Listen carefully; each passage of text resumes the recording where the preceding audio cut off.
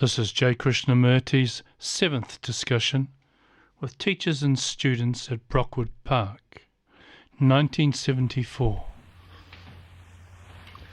What should we talk about? Krishnji, I'd like to ask this question.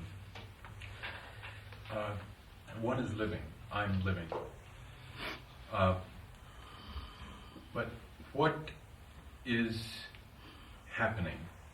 Or can I know what is actually happening? I don't quite follow the question. I'm just taking the fact of my living, and I'm living and perceiving and interacting. And can I see exactly what is happening? Or how can I see the actuality?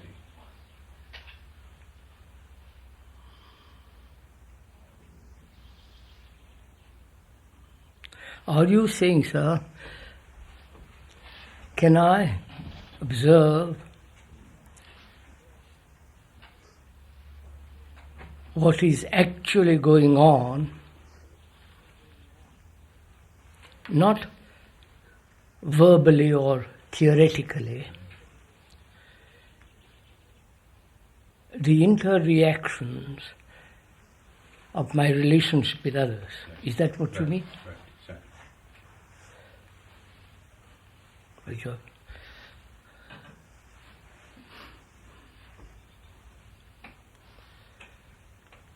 Can I observe my reactions in relation with you?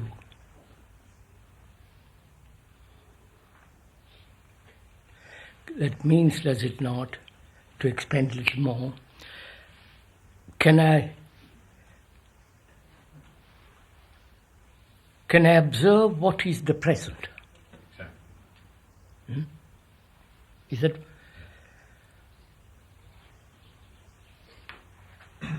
What actually is the present? Is the present merely interreaction between in relationship? And is that observable without the past and the future? Is that...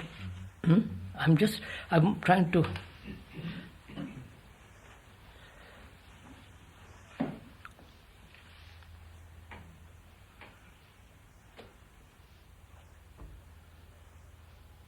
So doesn't that not mean that we should inquire into what is seeing? I see you sitting there, checkered trousers, the blue shirt, and all the rest of it.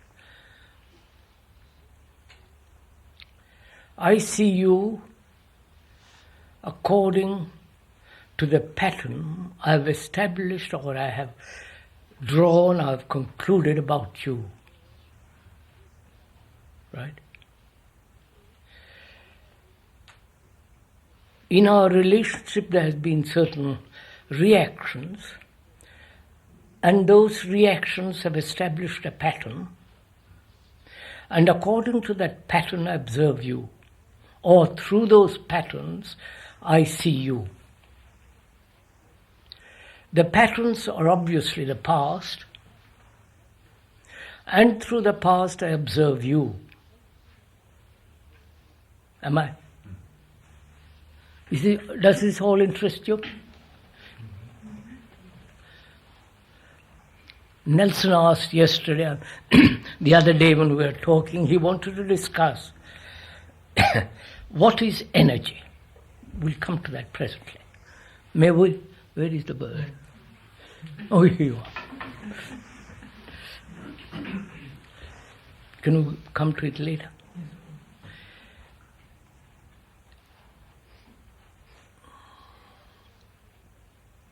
Can I observe you without the pattern?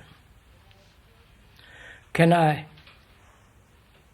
see you and observe their interactions without drawing a conclusion from them. If I draw a conclusion from them, I've established a pattern, and according to that pattern, I observe you. So my observation is colored or conditioned by the patterns that one has drawn or brought about in our relationship. Is that right? So, is it possible for me to observe you without the patterns at all? That means, can I observe you, and therefore myself,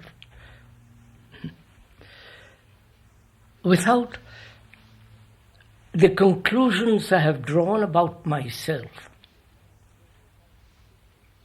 and therefore you? Is this at all possible? Which means, can my mind, can this process of observation be timeless? Right, sir?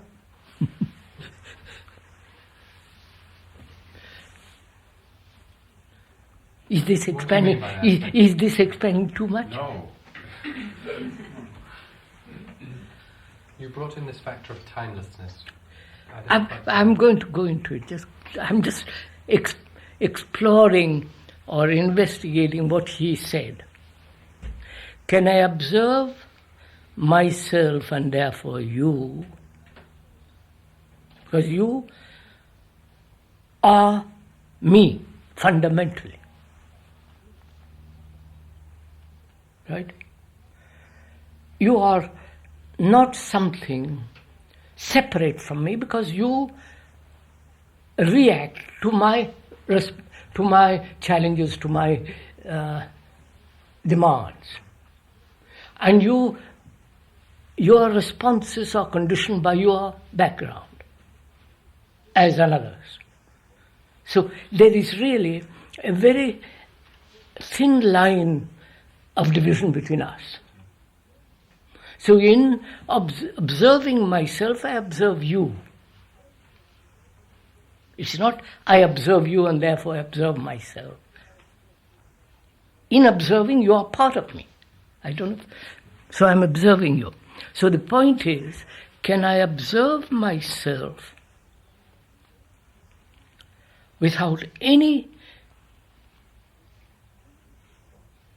past patterns, images, conclusions?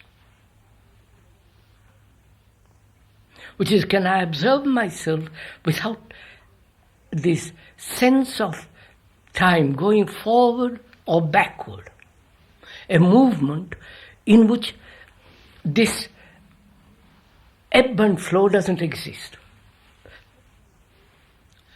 So isn't there a very great danger in that, in one way, which is a very common human thing of projecting onto the other what is in oneself?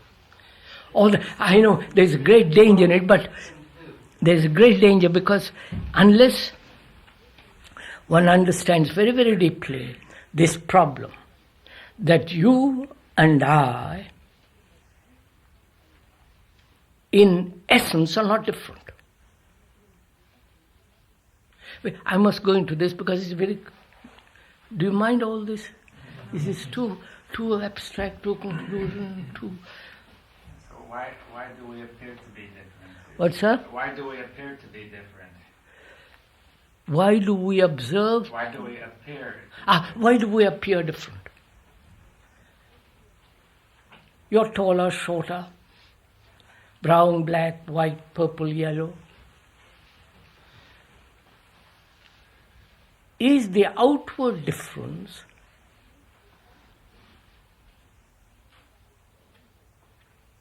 bring about an inward difference?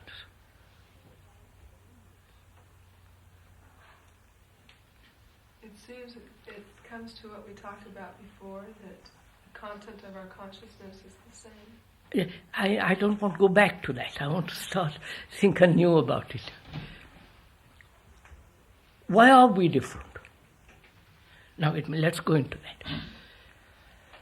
I'm conditioned as a Hindu or as some Buddhist or a Christian or a communist. My conditioning is the result of the society, the culture in which I live. Right? Please, I don't want to give a talk. I'm just a discussion, dialogue. And according to that conditioning, I react. Right? And that reaction is my idiosyncrasy, my temperament, my feeling that I am different from you and you feeling different from me. Is this right or wrong? Don't agree, please. Isn't it a matter of what level one is examining, though? Many people are not on the deeper level of perceiving the common qualities in all people, but are on the surface, where there is this danger of... I'm coming. On the surface we appear different. And we are different on the surface. On the surface, I appear, probably we are different. You act differently under given circumstances, according to your conditioning, according to the pattern, the ideal, the belief, the fear, the pleasure, and all that is involved. And another reacts similarly according to his background. Which may be very, very different, the action and... Very, very different according to his temperament. The temperament is dependent on the background. Part of it, part of the social culture, exchange, all that's involved. So we appear different. Well, we put the question that it's evident that we're physically different in different places and so on, and that's not the main question, right? But we appear to have different minds, you see, as well as different physical bodies. Each, as you were describing, each one wants different things and sees different things and so on. We appear to have different minds.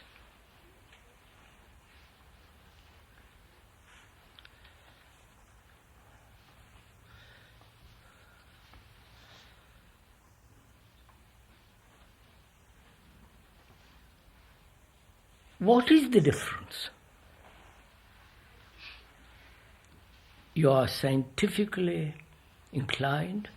I am not inclined that way. I am inclined to pursue business, money. Another is an artist in the wide sense. Another is an engineer. What constitutes the difference? The capacity to be an engineer, mathematician, an artist, a scientist, a businessman. What makes me a businessman? Going after money. What makes me? Primarily, it's conditioning. My family, the education I have received, the family insistence that I go into business, and so on and so on. And the scientist is more or less the same. And the artist is more sensitive, more alive to nature, and more closer to, if he's really an artist, closer to nature, and so on, sensitive. And the engineer. Surely we are all the product of our culture, family, tradition, the race, and that makes us different. Scrape away all that, put away all that. Are we different? On the surface we appear to be different.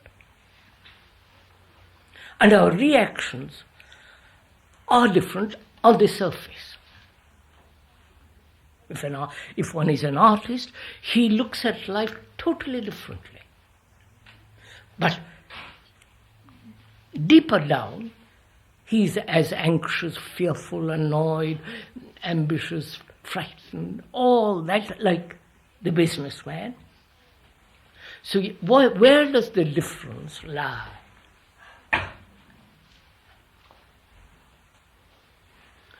In the background, in the culture, in the family, tradition? In a sense, some biological difference in the way But it is biological difference. Brain works, yes. Because take, for instance, a group of people like this ancient Hindus, they cultivated especially the brain.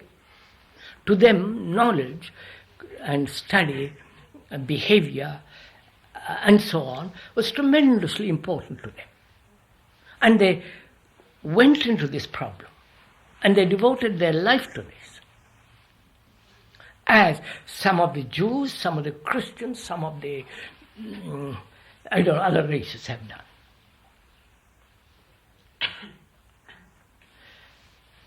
Now, I'm asking myself, what constitutes the difference, apart from the surface? Does it mean we only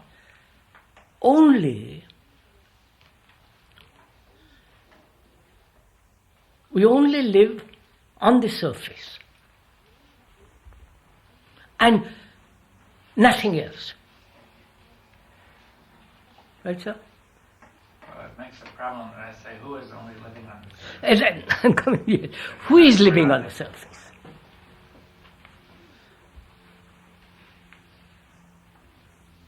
So am I merely a series of responses, conclusions, beliefs, superstitions, tradition, words?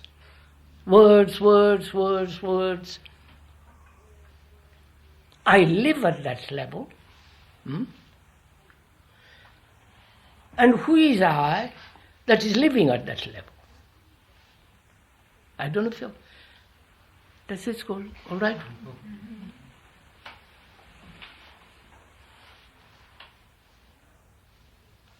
Is that me that is living a life superficially, is that different from the thing I live? Obviously not. I don't know if I'm... That wasn't quite... Is the observer different from the observed? We come back to the good old point. I didn't want to do that, but we come to that.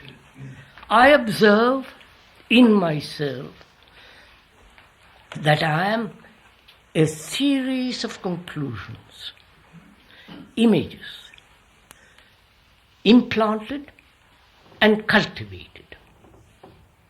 I am a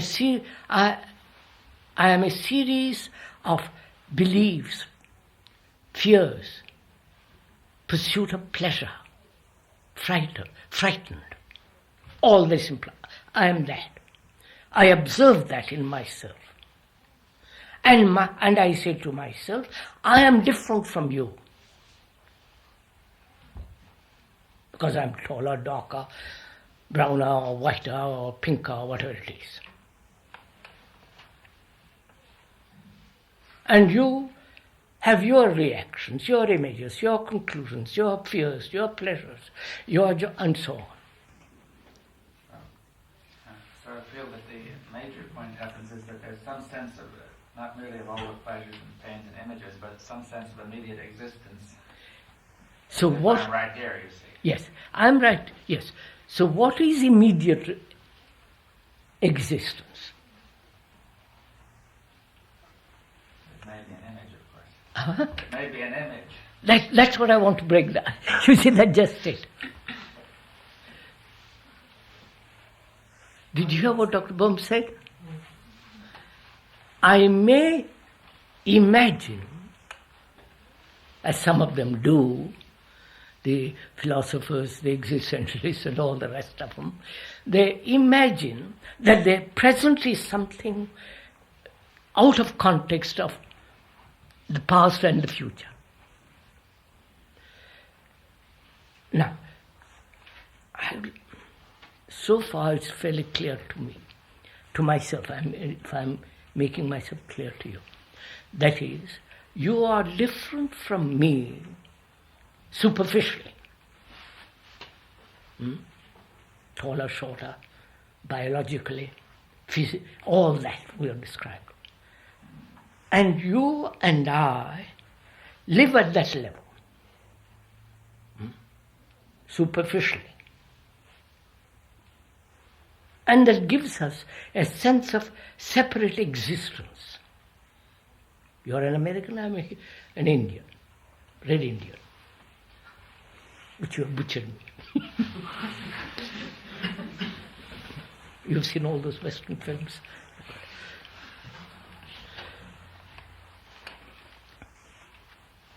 Now, what is a living which is not this at all? Right, sir? Is there a living which is not this?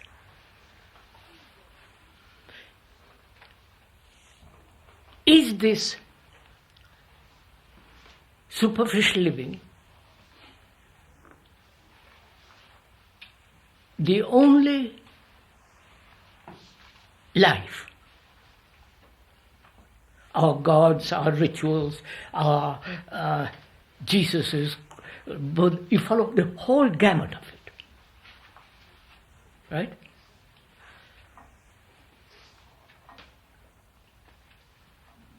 Can my mind observe itself, this whole content of this consciousness, without an image? Not say, is there a present which is something totally different? Is that right, sir? Is the present a timeless quality?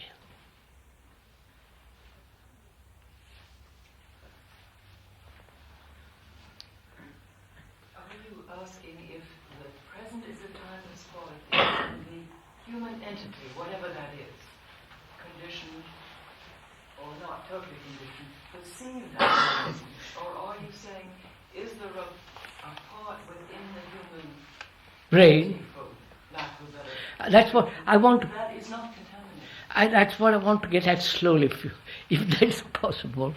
I tried to ask a question, which was, can I really observe my reactions,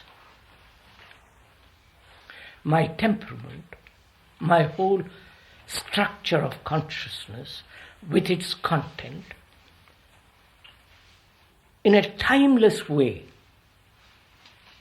You didn't put it that way. I hope you don't mind my putting that way.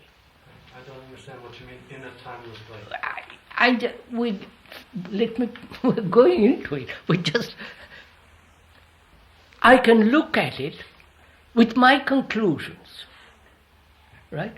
With my fears, beliefs, dogmas, the culture in which I can look at it with the eyes of the past, which is the culture in which I have been brought up, with all the implications of that world.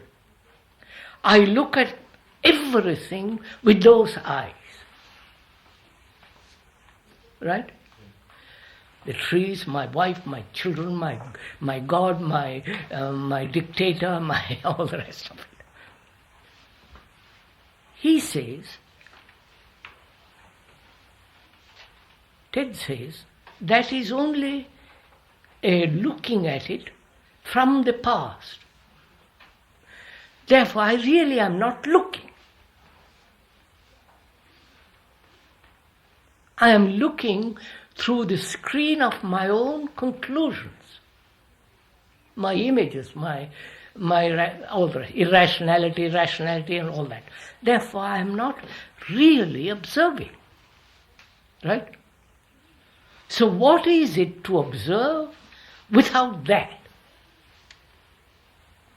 Which means, what is it to observe without the past? Without the knowledge I have acquired and stored up as knowledge. You ever made it clear? That would be observing without me. Don't come to any conclusions here. I don't know. Without the past means also you're implying without time. In other words, that the entire sense of time comes from the past, whereas one might suppose that perhaps there is a present time that doesn't come from the past. There may be time movement which is not of time. Yeah. I don't know if this gets too complicated, does it? No, well, all right. So can my mind observe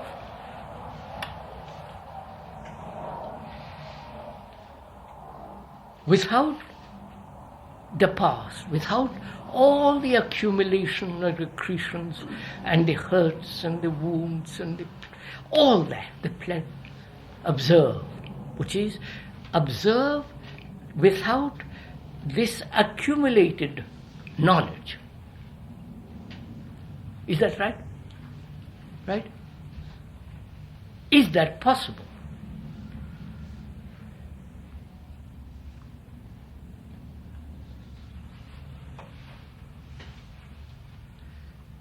Go on, sirs, go on. Then one must ask, in this context, what do you mean by the mind? Are you speaking of the mind with all its accumulation, or are you speaking of... I am talking of a mind with all these accumulations first. My consciousness is its content. We talked about it little the other day. My consciousness is made up of all the things that it has lived through 70 years. The pleasures, the pains, the anxiety, the fears, like you, like everybody. And with that consciousness, it is looking. It is reacting. That consciousness is reacting, observing, denying, rationalizing, justifying. And this mind is made up of that. Right? I'm asking myself, can this consciousness function at a certain level and not function at another level? I wonder if I need to function at a certain level with all the content it has acquired. Because otherwise I can't go home. Otherwise I can't be able to speak, write, ride a bicycle, drive a car, go all the rest of it. There, knowledge is essential. To build a house, to do anything.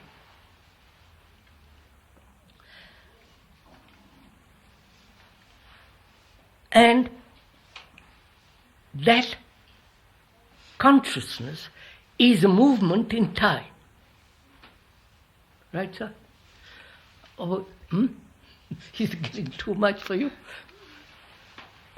I'm going to say, no, that if one sort of looks inward, one may have a sense of flowing time, and that, you are saying, is the past. Yes. That's the activity of the past. In other words, we think of it ordinarily as something that's the present, but in fact you're saying it is the past. The past, yes. Acting now. Acting now. I see that. Now, I ask myself, is there an observation which is not a movement in time as I know it?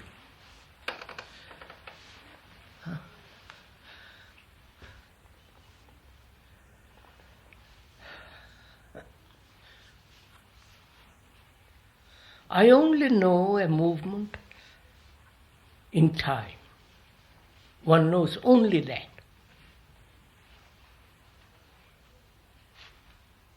And that movement is, let's call it for the moment, superficial, a movement from the past, as Dr. Byrne pointed out, which we think is the present. The past becomes the present, and we think that is the present. But one sees that is not the present. That's only the movement of the past. So what is the present? Huh? All right. What's the present? The will include the movement of the past. The present would be also the movement of the past. We said that. We said the movement of the past, we take it to be the present. But no, well, let's see, the movement of the past cannot be seen that words. I don't know yet what is, we're investigating, you understand? I say to myself, I must live in the present. I must act in the present. I must be totally committed to the present. But I don't realize that that present is the movement of what I have known as knowledge moving into the present. That's fairly simple and clear. Is that all? If I live that way, I'm absolutely a slave. The mind is a slave. I don't. I can invent within that cage, within that field, all kinds of images, structures, functions, bring about certain order, all that I can do within that field. But I'm still within a barrier, cold age.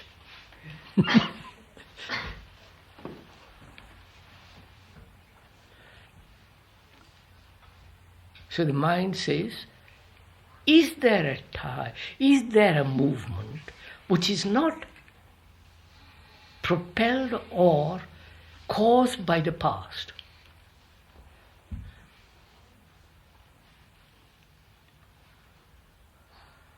I don't know.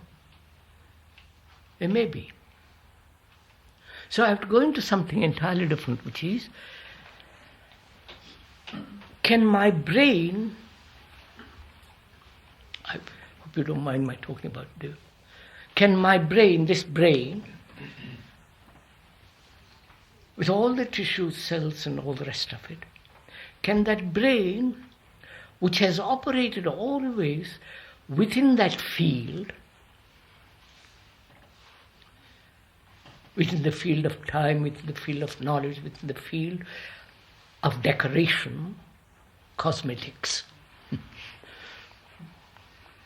can that brain operate differently? Or is there a part of the brain which is not contaminated by time? Right? Or is there a part of the brain which is not cultivable by culture? Am I being irrational? Is there a part of this brain which neither the West nor the East, with all their etc., ever touched it? Because they are functioning within the field of time. Yes. Now, where would this part of the brain be? Where would this part of the brain be? Is it left side, right side, front, back? When you say part, it raises that question. I know. Organic. You see how many questions? Left, right, front, back, organic. when I use the part, I shouldn't have used the word part. Take it back.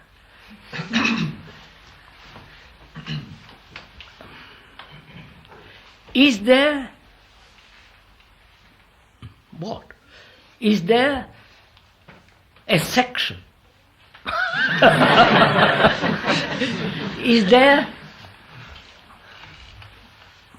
activity, a way of Level? huh? At a different level of the brain? Is there a perception beyond the brain?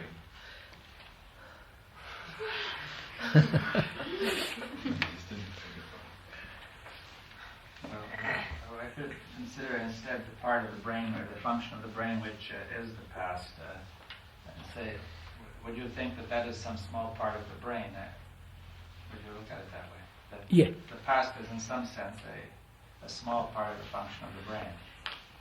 Better. That may be better.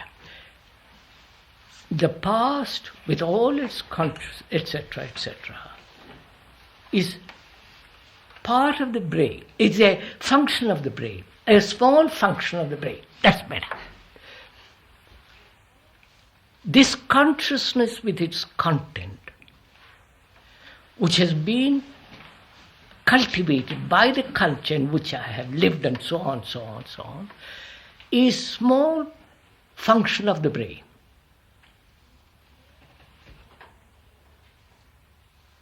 Now, if that is so, how does the mind, which has been so extravagantly exaggerated, the little function, I want to use the power, the little function, how can that ever observe the other?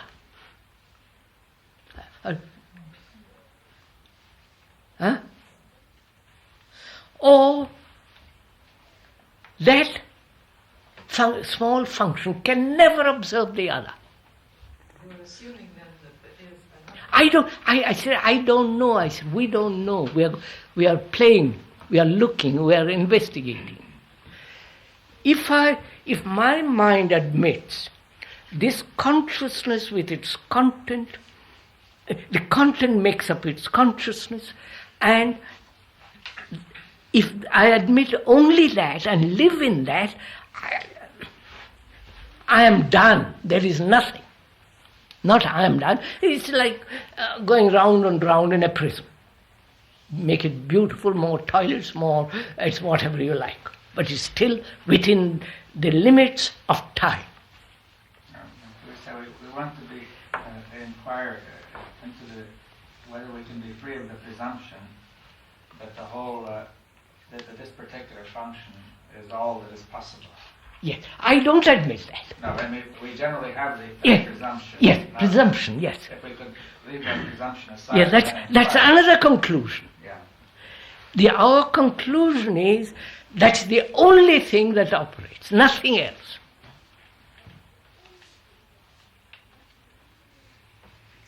Or if there is something else that's higher, lower. I don't know anything.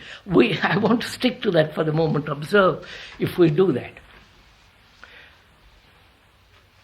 Because that small function is the very essence of thought. And we consider thought as the primordial necessity. The East, the Greeks, the whole civilizations of the past, thought has become a tremendous thing, which is the small function of the brain moving in time. And seeing that, and all the impediments, all the pain, the sorrow, the anxieties involved in that, I ask myself, is there a wider function of the brain which we have not touched at all.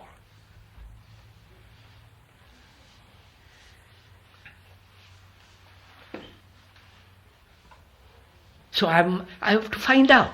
I'm not just going to verbally state it and withdraw. I have to find out. My question is the small function of the brain, I know very well. We know very well. We won't go into more elaborately. We know, don't we? Huh?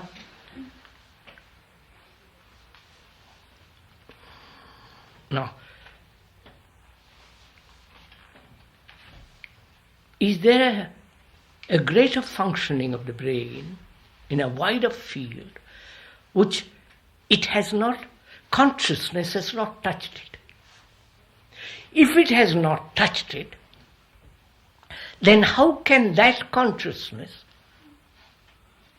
which is time, how can that consciousness be aware of the other?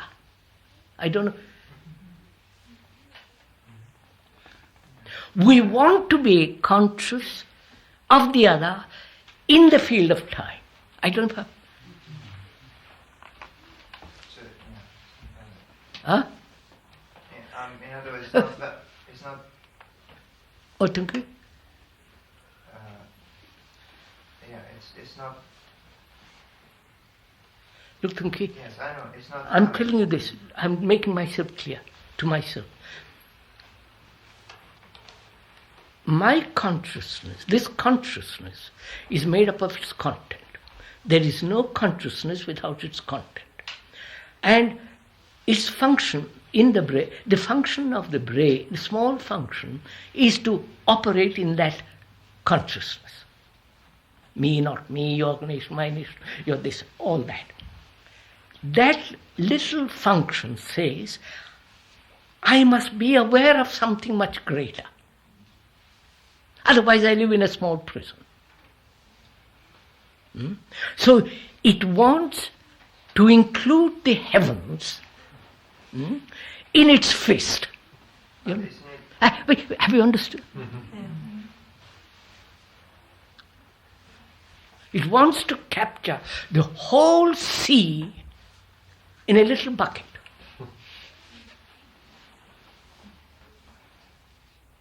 And unless it does, it says it doesn't exist.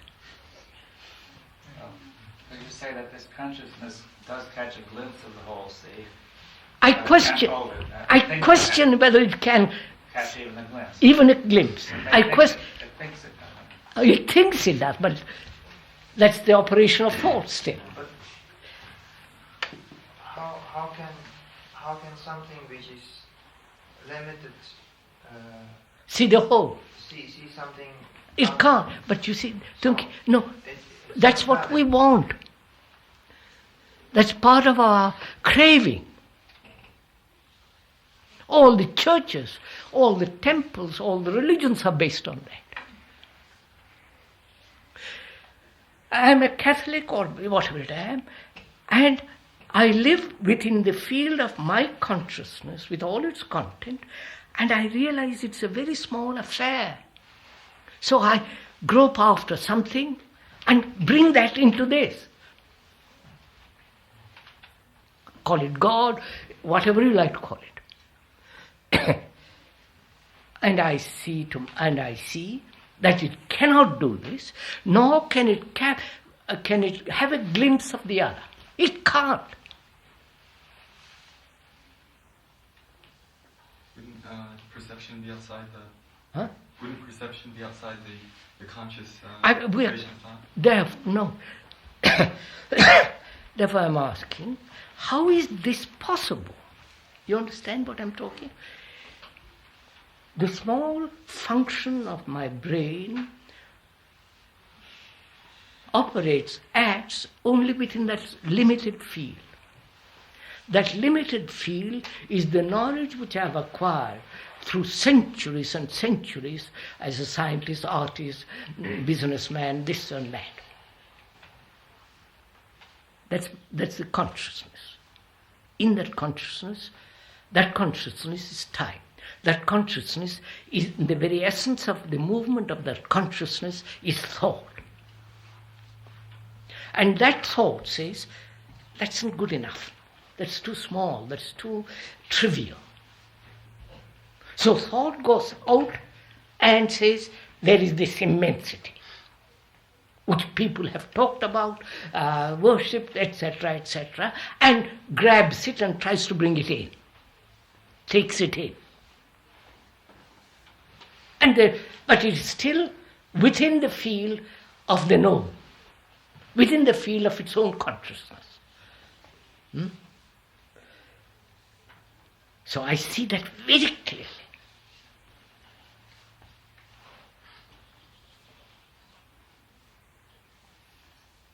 So I see any movement from that small function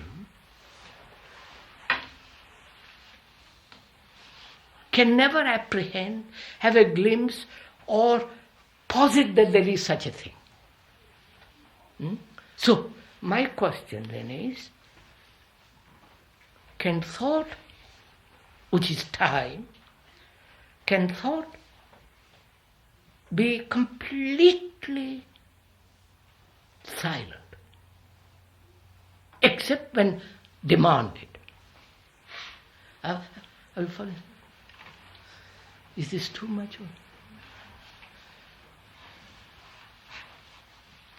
You understand what I'm saying? You're asking, can we cease to ask the question? What's that? Are you asking, can we cease to ask the question whether there is a greater function? I don't know. I said I can only find out, mind can only come upon it, or the brain, or whatever you like to call it, when thought is no longer moving. He's saying that's thought moving. He's saying asking the question is thought moving. Isn't it? It's one of the questions.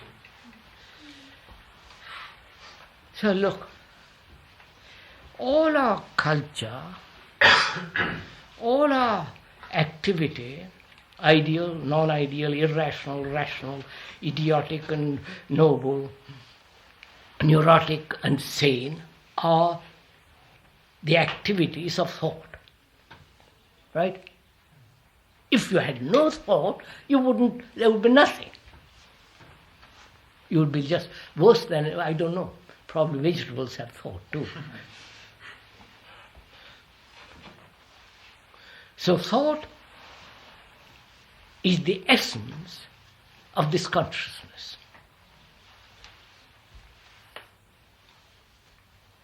And that very thought says there must be something much more than this little triviality which I'm fully aware of. So it begins to invent gods, Jupiter, Isis, Osiris, the Babylonian gods, the Greek gods, the Christian gods, the Hindu gods, and so on, so on, so on. All that is still the movement of thought. So I ask myself, can that thought be completely absent? Can that thought be still?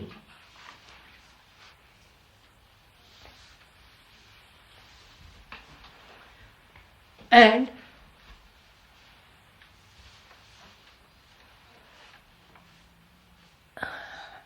if that thought doesn't function, then what is it that observes the other? Right? I mean, look, my thought has stopped. I'm no longer thinking. How do I know the other exists? You follow, sir? How do we know what? How do I know there is anything else? Anything else than thought, is that? Yes, of course. You understand? I have known everything observed everything, recognized everything, acted through thought. And when I say to myself, the danger of thought is time, then if that is so, thought is still, what is the entity or what is the quality of the brain that is capable of observing? I don't know if I'm making it. Are you following? Look here, sir, I have always looked. I've got very good eyesight. I've always looked with these eyes. The you, the trees, the cars, the women, the men, the children, the lovely country. Always. Now suddenly you ask me to close my eyes and never and see what I see. I wonder if I'm making anything clear.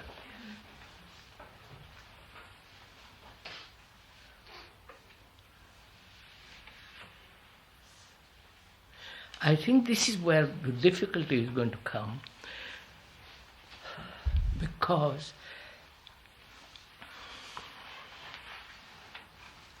see, the moment you control thought, suppress it, there is the controller, and the controller is still part of thought.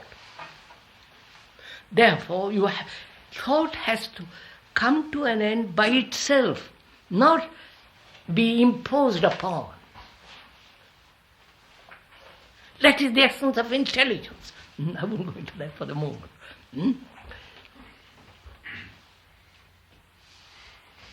Now, I have this problem. My problem is, who is it that's aware of the other, if there is the other? I only know this consciousness with time, a movement within that consciousness, which is thought, and all my observation, my inventions, my joys, my pleasures, fears, all within that field. And I want to bring if I can, something unknown into that field. Therefore, as I don't know what the unknown, I invent gods. The gods are the images of myself. Whether it's Jehovah or somebody else or somebody else. So I see that very clearly.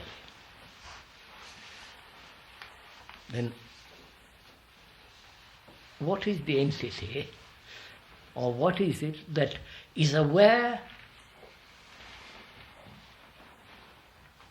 of the present, which is not of time, which is not the product of thought? Right, sir? Well, then how would you be able to name it? How would you be You're able asking us to name this entity. What? You're asking us to name the entity which is not the product of thought. I'm going to find out. I want to go into this.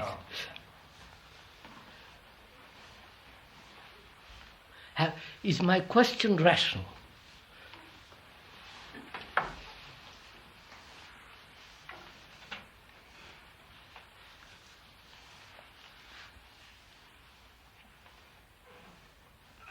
I think it is rational, sane, not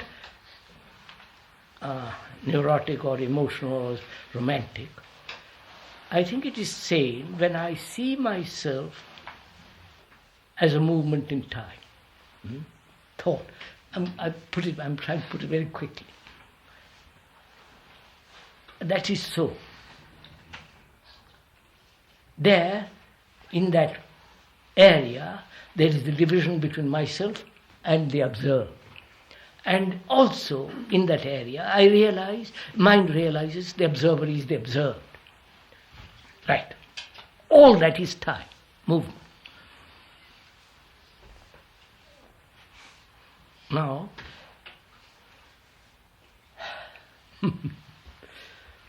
is there a part of the... Is there a wider field in which the brain can function, which is not of time? not scientific fiction, but actually is there a greater function of the brain which is not contaminated or touched by time, and which is not at the behest or the control of culture, right? Now, how do I proceed? You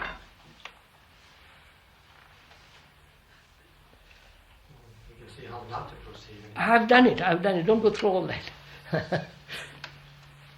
I've done that. Now, how do I proceed? How does the mind, the brain, say, yes, this is so, and naturally thought says, right, I'll keep absolutely still. The moment it moves, it is still within the field. You wonder? Yeah. You know, this is a question which the Zen monks, the Hindu monks, with their tremendous practices of chastity, poverty, celibacy, all that's implied. Control, breathing, right way. They have tried to do this. They have tried to enter into that field, if there is that field, enter into that field through a thought process which they say will ultimately deny thought. You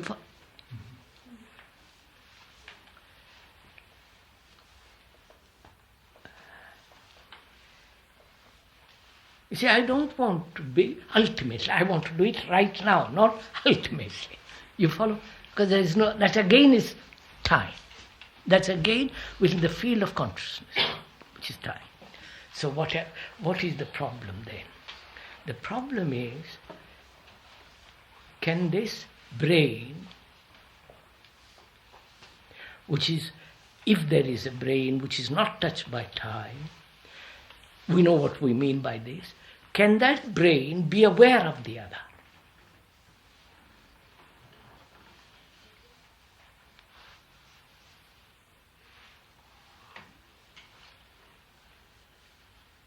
Then it is not me that I am aware. You follow, sir? It's not my separate consciousness, which is really world consciousness, we won't go into that. That consciousness can never say, I know that. Because knowing means having it in the past. Past, recognition of the whole process of it. But you see, there's a tendency to believe or to feel that anything you don't know is not real. Of course. Anything I don't know is not real. Or I can't know anything. I can't know is not real. That more of the problem is that there's a continuity of expectation. Of course. That's why I said there must be absolute cessation of thought. Otherwise, you can play any kind of trick.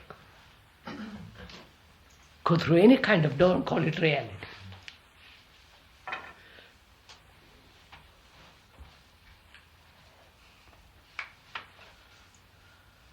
Well, you see, somebody might, as you doing before, be inclined to ask, how can I know that I'm not fooling myself? You see, that's a typical question that may arise that will confuse the issue. Yeah, I think that's fairly answerable because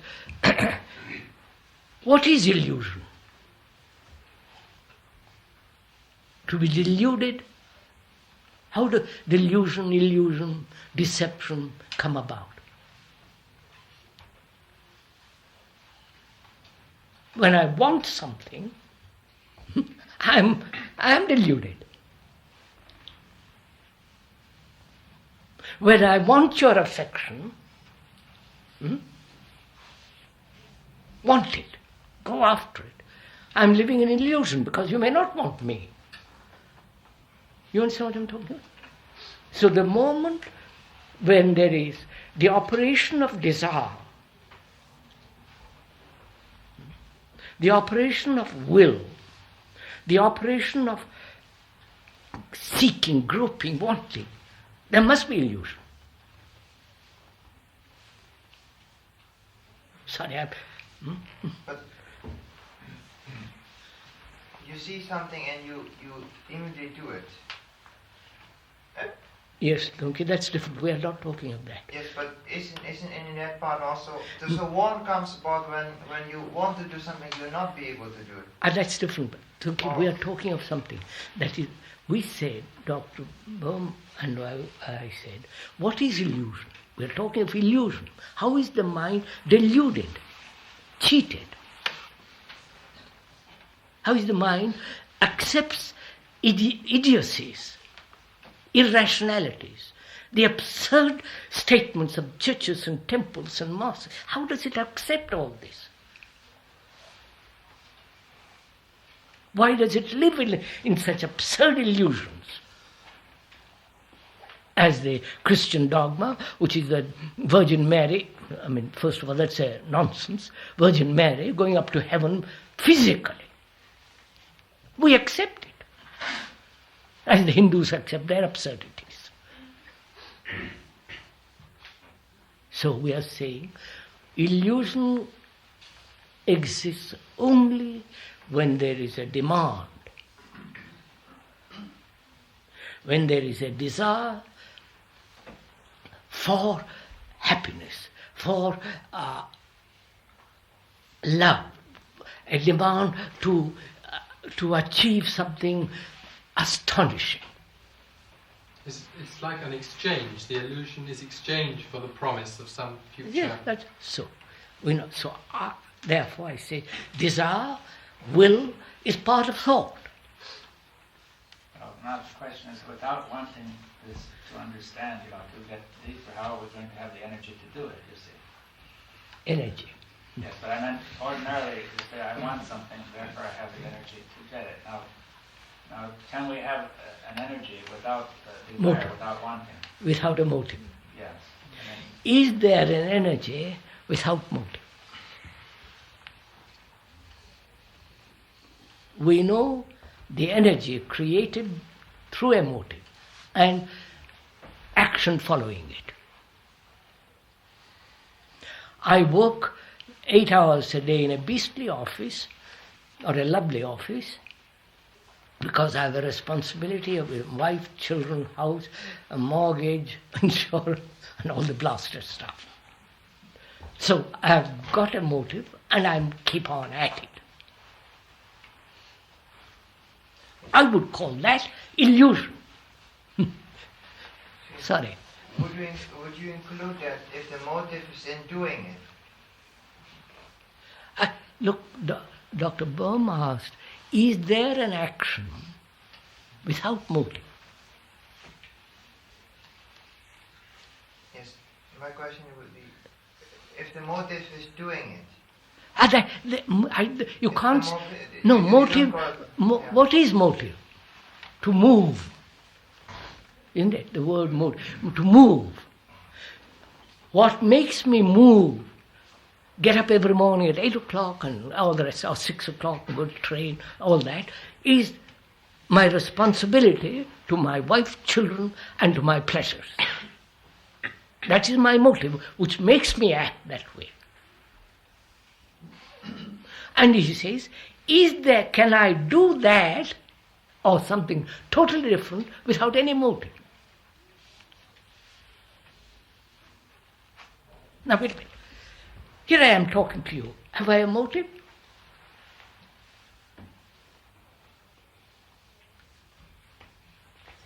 It might be pleasurable to talk. What? It might be pleasurable to talk. I'm asking you. Is it because I take pleasure, therefore I talk? Which would be a motive. Is love a motive? Now it all depends what you call love.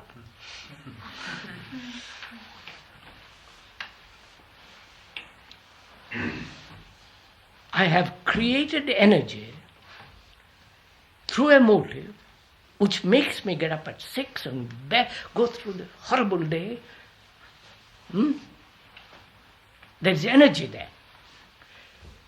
A motive of fear, there's energy there. A motive of pleasure, sex, this, that, and that. And we put love in that category. But is that so? I love you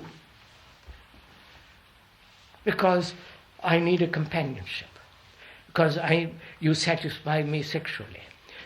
I need you because you give me comfort, cook my meal, God, all the rest of it. Is that love?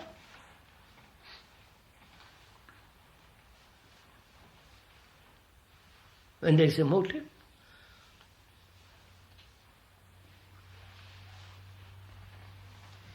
I mean, do you have a motive? Huh? Do you have a motive for talking to me? I'm coming to that. I haven't forgotten it yet. Do I take pleasure in talking to you? And how do I know that I do or don't? Because I've tested it. Right? I'm equally happy sitting in my room and not talking. I've done this.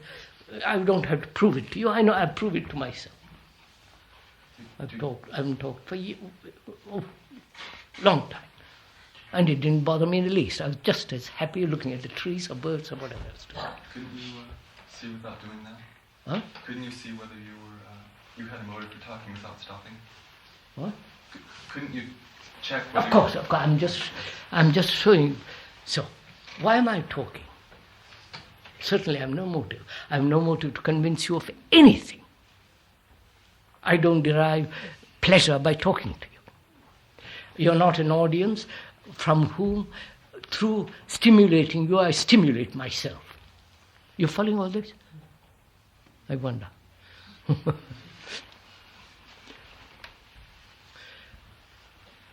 I know I'm gone into this very, very deeply, not casually, with great deal of attention, because I have a horror of exploiting people. You understand? Exploiting people for my pleasure.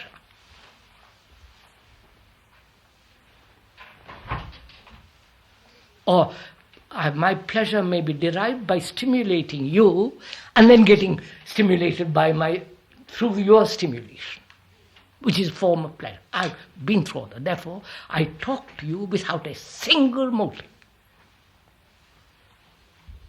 If you say, do you talk out of love? I say, don't talk about it. It's good enough. But in some sense, isn't this your livelihood? Not in the least. You're not paying me to listen to talk to you. I have no bank account. Is that simple?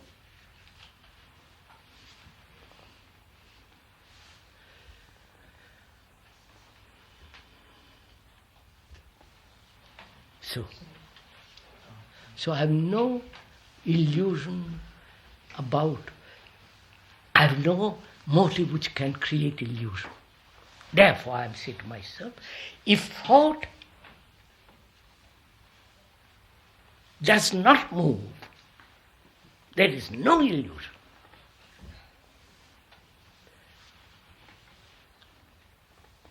It's thought that creates illusion. If thought confines itself, because thought sees the reality of its activity within that field and the limitations of that field, and therefore observing it, it has become sharper, clearer, more sensitive. Therefore it says, I will stop. I won't go beyond that. I wonder if you're making. trying to say that thought, the function of thought is being transformed by this observation, is that? Has thought been transformed? Function, it ceases to. It ceases to operate unless it's demanded in that field, unless that field demands it. Have I made? So if thought says, I will stop. You can't. I will stop. Will It's it no. stop? Is it going to stop? You're bringing in will. I will stop. So you said thought says, I will stop. I know. But you just Thought. said- That's quickly, sir. I've been through that. I won't. Thought says, any movement beyond the function is illusion. That's the point. One sees that. I mean, you have to see it, observe it, and realize the moment it moves out of that field, there is illusion. It creates illusion.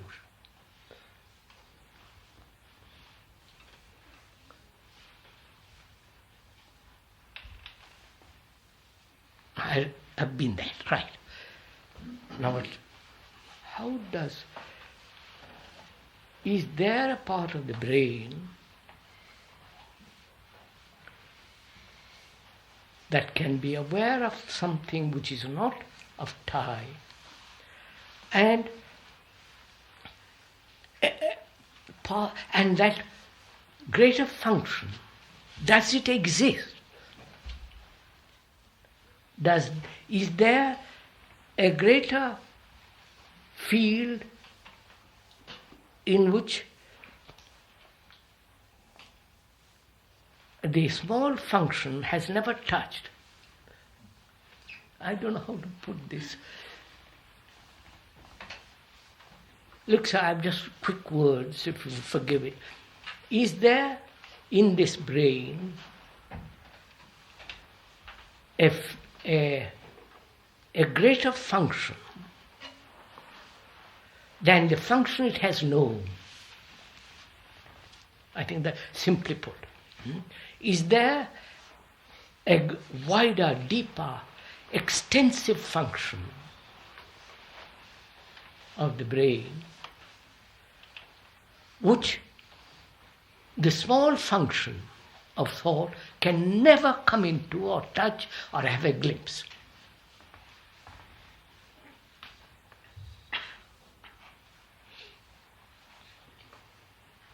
You know, I'm putting this question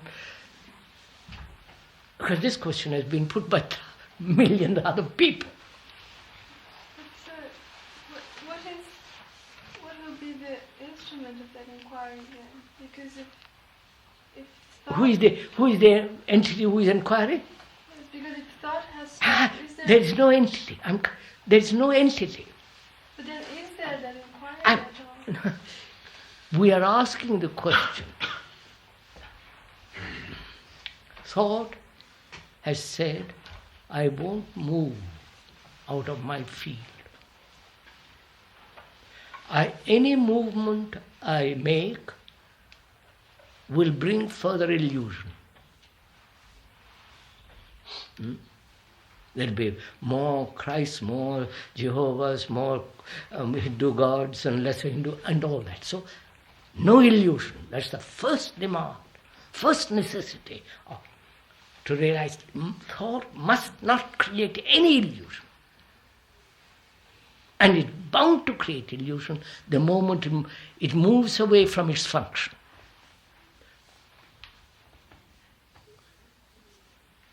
Huh? I understand your question. Then what is it that is aware if there is something which is not touched by time? How do you know, how does the mind or one is aware, I'm difficult to put it, that it exists?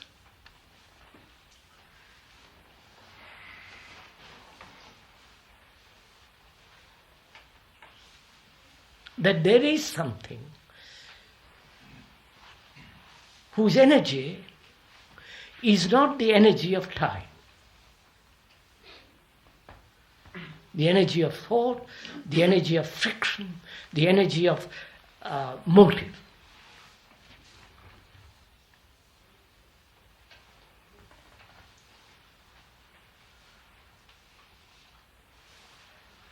Now, I'm sorry, maybe it's a different energy in the sense. Don't state it. I don't know. I'm asking, the way you said it sounds as if it's I'm asking, is there?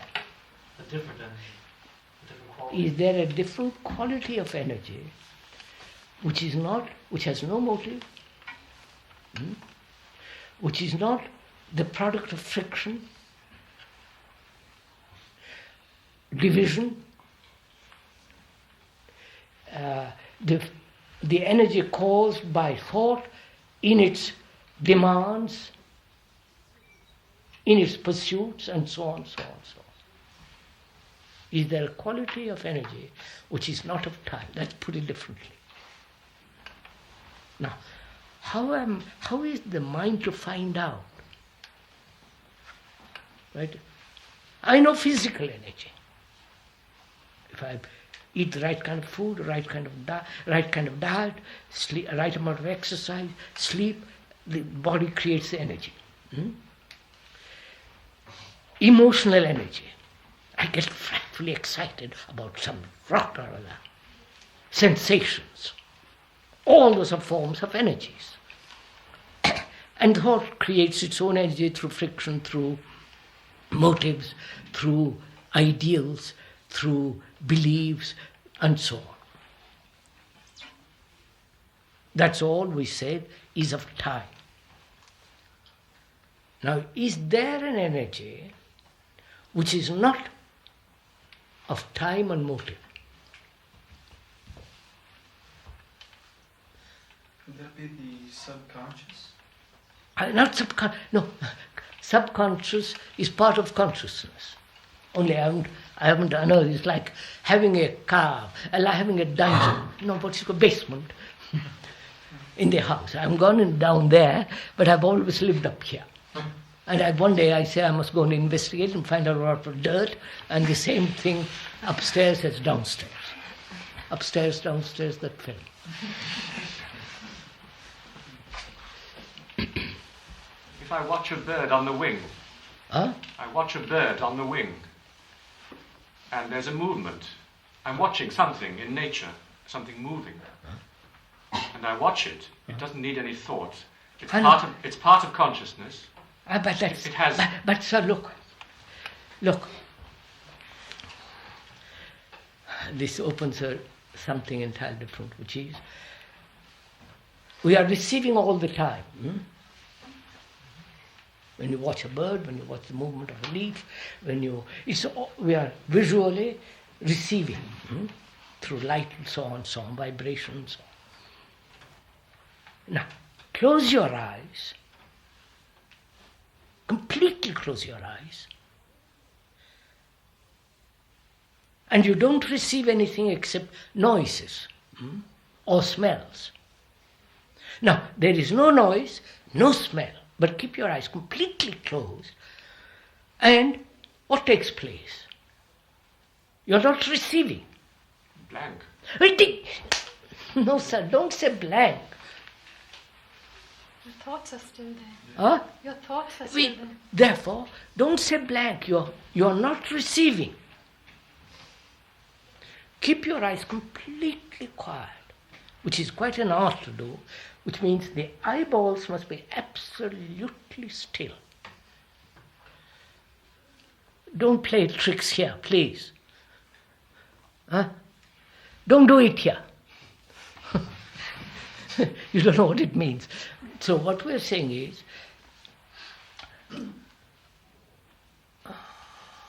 please don't do it. What we're saying is, we receive through our ears, through our smell and hearing, smell, taste, seeing outside, from the outside, reacting to the outside. When you close your eyes completely, and therefore no noise, because That's a sense. Otherwise, you say that noise is a car passing by. That's the blackbird. That's the whatever it is. So you say no noise, but one hears noises. So, you hear noises. I say yes, but don't recognize it. Just keep your eyes closed. Don't do it, please. This is not a school of training you to be meditative. I have a horror for it.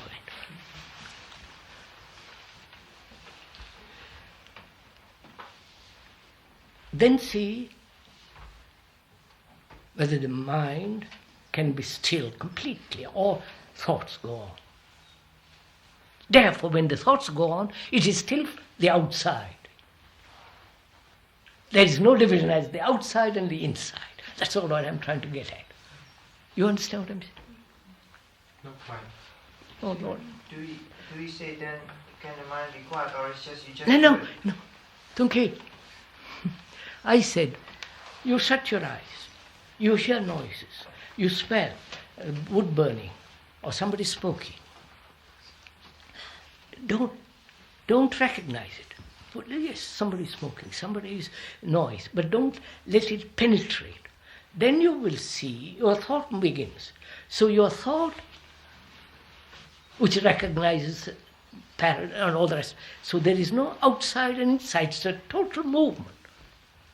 Now, when that movement completely comes to an end, then only the greater part of the brain can function. But my friend, don't do it. You don't know what it all means. You're playing with words unless you begin right from the beginning. That is, you have to understand relationship. Right? Not dependent on relationship.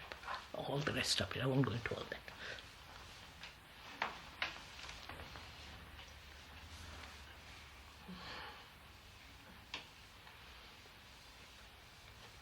So,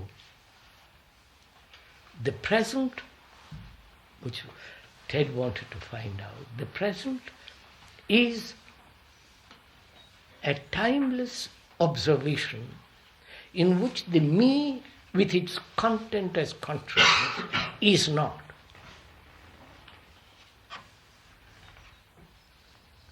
Which means total absence of selfishness. Right? No. Is that possible? You understand, sir? Can I be totally unselfish? Or be enlightenedly unselfish? You follow? Are you following all this? Does this interest you? I don't see why should it be put the word enlightened. Isn't that a nice word? I'm enlightened, unselfishly enlightened. I think that you said enlightened self-interest was another one. Yeah, put it enlightened self-interest.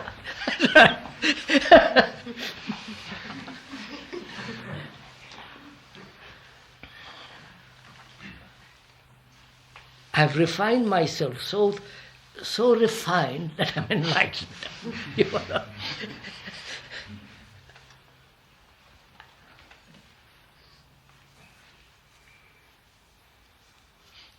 So that leads to a question, if you're interested.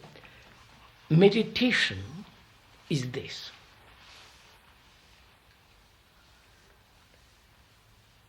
Meditation is the understanding of relationship at one level, meditation, not level, one of its functions, affection, fear, pleasure, or the understanding of all that, and the movement of thought as consciousness with all its content. Now, after that, can the brain be absolutely still? Not react to sounds. React to sounds, you understand? Not simple, that's the car going by, 8-cylinder, not the exhaust isn't functioning properly, the ignition isn't right, you follow? That is coming up the hill on second gear, you know, all that. No recognition, but hearing only. I've tried, which means then meditation is the understanding or being aware of the total content, conscious or unconscious, of consciousness. Go to it.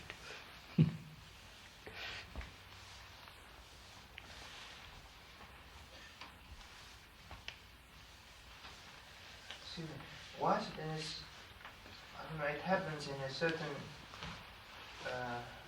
period where one has a tendency to do to us, as you said, about when that happened mostly in a happy moment, not excitement, but just quiet moment where you have a tendency to close your eyes and for next you think, what would happen if I don't hear and don't smell and don't feel? Tunki, I understand what you're saying. First, in different moments, it doesn't happen at all. I mean, this question. I know different moment. I don't mean. I don't think one cannot. I think one cannot. Exercise it or something. No, it just comes. You can't deliberately sit down to be quiet. No. But have you ever tried being quiet? Just try it. Not deliberately set about to be quiet. There you are. Just listen. You're all sitting there. Can you be absolutely quiet? Not a muscle of your body moving?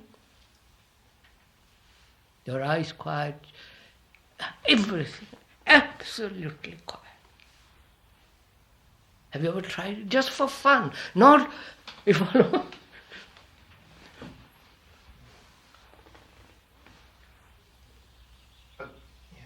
Have you ever listened to a lark?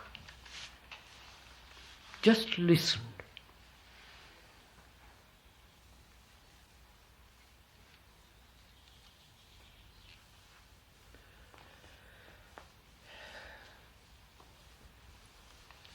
See, when I go to India, talk to school, there the Indian tradition is to, when an older man or a religious man is talking to you, you sit absolutely quiet. That's the tradition. And the little boys were that high, and they sit in front of me, and I said, sit still. Immediately they all sit still. Not like you. Their tradition, their upbringing, their whole environment is, you must sit still, you must meditate, you must do this, you must do that.